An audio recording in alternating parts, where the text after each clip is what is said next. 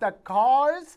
Passenger vehicle sales in India is just going through the roof. There's just no stopping it. And one important beneficiary of that, clearly, is Kia. The South Korean company, which came to India 4 years ago, has finally turned profitable 4 years after its existence here in India. Bear in mind, Kia hit the Indian market running with its most popular product, Kia Seltos. So many of you might be owning a Kia Seltos.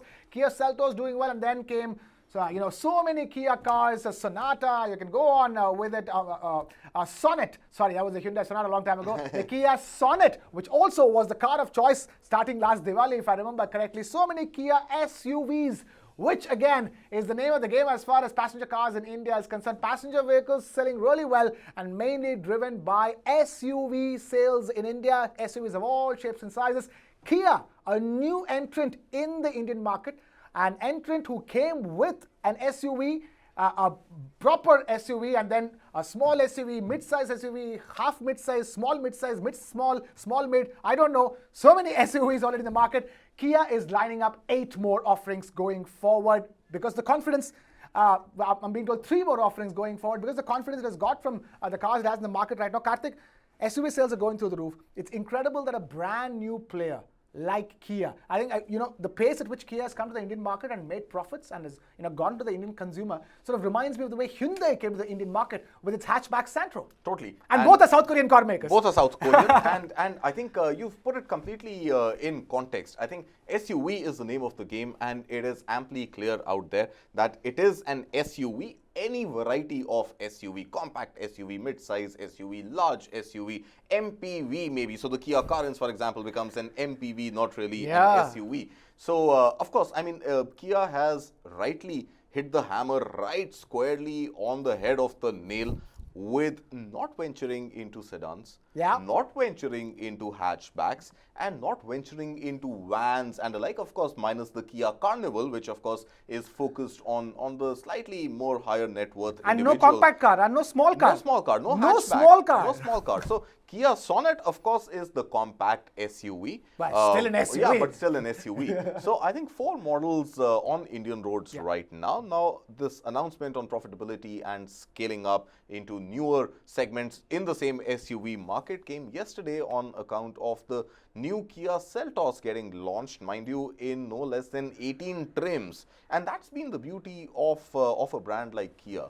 It has something for you across different price buckets, and you pretty much pick and choose. This is pretty much like how Dell laptops were sold. Mass customization was the name of the game for Dell, and that gave Dell its popularity, that you could choose what screen size, what RAM, what hard disk, what do you need in your, what color, what make. It could pretty much give you everything on the tap, and that's exactly what Kia has done. 18 trims for the new Seltos, and this new Seltos goes opens for booking on.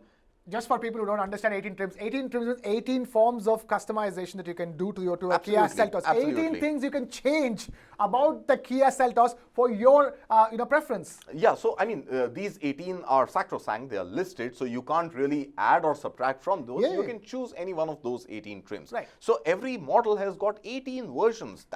That's going deep in a product line, right? So you could choose how many, what kind of a sunroof you want, or whether you want an integrated music system, or whether you want, I don't even know what all these 18 trims are entail. Right, so 14 July is when the new Kia Seltos is up there for booking. But I think the important announcement which is coming is that the South Korean giant has pretty much made it clear that it is here to stay in India, not move out of the Indian market, and that comes by way of investing more in the Andhra Pradesh plant that it currently produces on. And that same plant is going to produce 3 new SUV models, out of which one is going to be an ICE internal combustion petrol engine, and the other 2 are going to be EVs.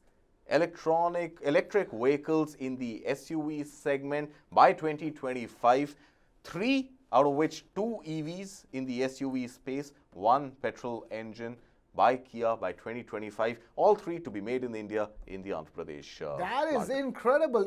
I mean, one thing we haven't mentioned so far, that Kia already has 7% market share in India's SUV market. Which it now wants to grow to 10% over the next 1 year.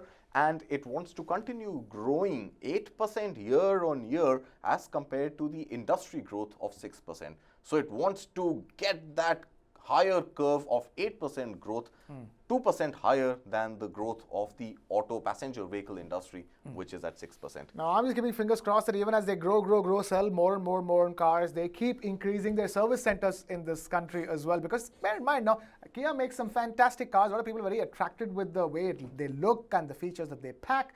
The question always in India, in a market where there's a Maruti and a Hyundai, the question is always how many service centers you have. So it has definitely stated that its total number of showrooms is going to double from 300 to about 600 by 2025. So if those showrooms are doubling, I think the number of service centers would also automatically at least double, if not more. So I doubt there's much to worry about on the service center front. So, okay, if you were to go by Kartik's words, then if you are thinking of a Kia, go for one, because Kia is bullish on India, is only set to expand further and further, both in terms of the models it's offering and in terms of the service it's offering.